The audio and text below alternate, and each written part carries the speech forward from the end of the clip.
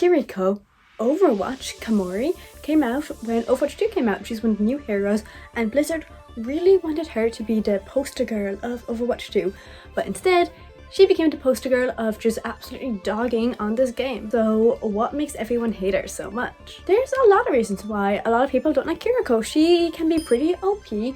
She just seems like someone's self-insert character, and also she's kind of annoying to some people. I don't think, like, as a character, she's annoying, but some people really do. Okay, but we are going to reverse that list to start talking because I have the most to say about her being like kind of OP. A lot of people just think she's annoying. A lot of her voice lines are giving 14-year-old who wants the other 14-year-olds to think that she's cool, or alternatively, grown adult who wants the 14-year-olds to think that they're cool because they cannot let go of the fact that they once were also 14 and can't comprehend aging. And this contributes to the fact that she just seems like someone self-insert OC. You know, it's just very like, guys, she's friends with the coolest characters in the game. Genji is the coolest character in the game, okay? He's a cyborg ninja. You can argue with the wall, okay? And she used to train with them, and she can wall climb like them, and she can become invincible, and she can teleport, and she can like kill a bunch of people and keep everyone alive and save them, and also she can summon foxes, and she's like super sarcastic, and she also has really good and you get the idea. She's just too much as a character, and Blizzard really pushed for her to be the poster girl of Overwatch, but it's just that forced pushiness, it just isn't working. I can't speak for everyone, but I'd say most Overwatch 1 players would probably still think of Tracer as the poster girl. Out of curiosity, actually, what would be the first character you think of for Overwatch? Because for me, it's D.Va, because I love her so much. Kiriko has the exact same vibes as Alexandria's Genesis, and if you don't know what that is, and you feel like going down a rabbit hole, I would really recommend it because it's a weird one. But long story short, it's this fictional disease that people made up, and basically you're like the perfect ideal of whatever kind of person if you have this. Go down the rabbit hole. I promise it is an experience. Kiri can do literally everything, and not just with her util, but also as a character. She can do everything, and that's a problem. But enough of me yapping about her character.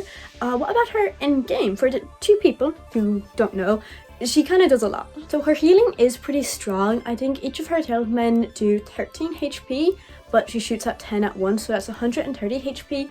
Depending on how far away you are from your target, it can be a bit shorter, a bit longer. But from what I've seen, average is like just under 2 seconds. That's pretty good healing. You can definitely keep a team up with that. In my opinion, that's probably like the most balanced part of her kit, because that sort of healing just does make sense to me. Her secondary fire, which is her kunai, does 45 damage, which is also, I think that's pretty reasonable.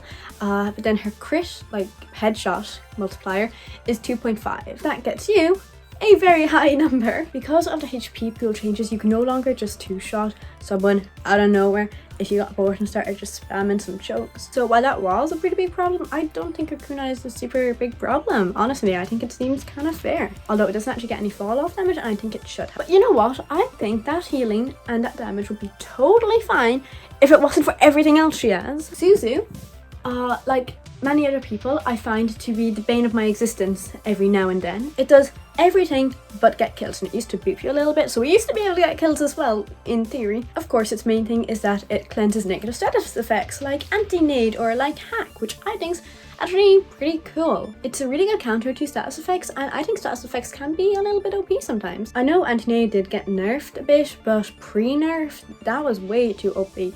So I think it was good to have a counter to that. So Suzu is a pretty good piece of a util, other than the fact that it is fucking insane. It heals. Obviously, it is 80 HP if there's no cleanse of a negative status effect, which is just under a third of most characters' health. And then it heals 110 HP if there is a cleanse of a negative effect, which is just under half of most characters' health. Oh, and it also gives you a little window of invulnerability. It's 0.65 seconds, which might not sound like a lot, but it's way too much, okay? Because tell me why a 15-second cooldown can negate so many ults completely and utterly useless. And you might get people saying, well, the timing's pretty hard to do, and yeah, it is honestly pretty hard to time, but it's still like very doable. You can still absolutely nullify a lot of ults. Okay, like if I throw a D.Va bomb prime positioning, okay? I'm talking distance, gonna get a 5k, and then a Zen ult. You know, I'll be a bit salty about my lost potential 5k, but an ult for an ult. It makes sense, I will get over it, but if a 15-second cooldown undoes all that thought I put into my beautiful, phenomenal Diva Bomb, I will be so sad. And then I'll get over it because I do have a life outside of this game. But I just don't think a 15-second cooldown should be able to do that. But it's not just Diva ults. When a Sigma goes to throw you back down after using his ult, you can nullify that damage. You know, you've got heal, invulnerability, and cleanse on a 15-second cooldown. I am not very happy about this right now. I think the cleanse part is pretty cool, and I'm glad that there's something like that in game, but having all 3 of those things is just like way too much. And then other than that, in her kit you have the Swift Step, which is her TP, and honestly I don't have a major problem with this, other than the range is a bit too long on it. When you use it, you do get 0.25 seconds of invulnerability, which I think makes perfect sense, because if you're just rejoining the team fight because you're walking back from spawn, you have no idea what you're going into, so that split second to not get absolutely destroyed before you can actually control yourself again is kind of needed. But the range on that thing is 35 meters, and that is like kind of long. That's a lot of meters. I have seen people complain that it goes through walls. I don't think that's a problem at all. I think if we were to remove the fact that it can go through walls, it'd honestly be totally useless, because most of the time when you use it, you're going through walls. That's kind of like the thing. But I can't think of any other ability that can go through walls, which makes it pretty unique, and even if the range was reduced, it'd still be pretty good because it can go through walls. Aside from those abilities, she also has her wall climb, which I actually think is pretty cool. You know, she allegedly, according to Blizzard's ages, trained with Genji and Hanzo, so it is cool that she has the same ability as them. And then there's the whole thing that she has a really small hitbox, kind of hard to hit your shots. Again, I don't think that's the end of the world. Honestly, it is what it is. That's just not the biggest problem we have here. The biggest problem we have here is that each aspect of her kit isn't very overpowered, except for Suzu. That one's pretty good, but aside from that, the other aspects of her kit are actually pretty fair, I think. It's when they're all blended together in this stupidly overpowered smoothie that we get a problem. And this overtuned smoothie has made Kiri meta since her release, which was like 2 years ago. I can't believe that we've had one character be pretty much meta for 2 years. That's like really depressing, and I can't believe the character was not one of my mains. Come on, Blizzard.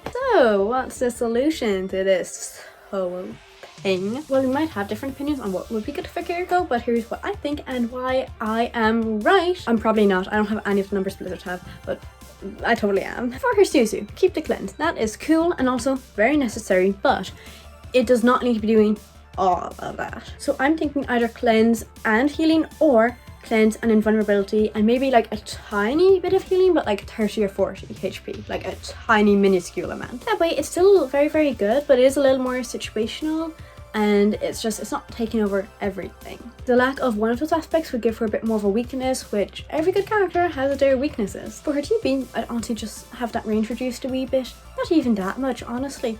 I think it's mostly fine, especially since the cooldown went up recently. And for her kunai, just please add some fall off damage. Overall, I think that the reason a lot of people don't like her isn't just because of her util, but also because Blizzard tried to push her as their poster girl and this really cool, like, kind of perfect character. Blizzard just seemed to be ignoring the fact that if you want to make a good character, they have to be flawed. No flawless character is an interesting or particularly good one. And then there's this collection of abilities that should not be together, at least not in the state that they're in right now. Now, if you'll excuse me, I have to go get 5 Sunstruck statuses wiped by someone's self-insert.